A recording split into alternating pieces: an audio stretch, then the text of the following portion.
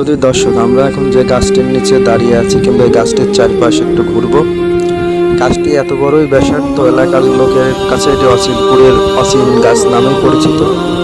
মানে এই গাছের নির্দিষ্ট বয়স কারোর জানা নেই। আমরা এই গাছটি একটু ঘুরে দেখি। গাছটির ব্যাসার্ধ বিশাল। এই গাছটি যদি দেখি ঘুরে দেখতে কত সেকেন্ড লাগে। গাছটির চারপাশে ব্যাসার্ধ আকারে মানে ইট সিমেন্ট বালু কংক্রিটে বাধাই করা রয়েছে।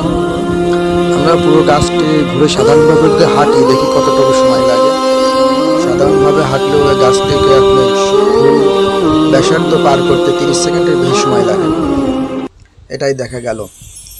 এখন আমরা গাছটা একটু ভালো করে দেখি উপর নিচের দিকে। বিশাল আকৃতির গাছ।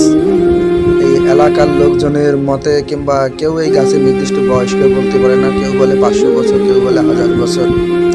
আবার এভাবেও বলে থাকে যে আমার দাদার কাছে গল্প শুনেছে গাছের বয়স অনেক আগে, এবং তার দাদার কাছেও সে এভাবেই শুনে এসেছে গাছের বয়সটা খুব অনেক দিনকার বেশি।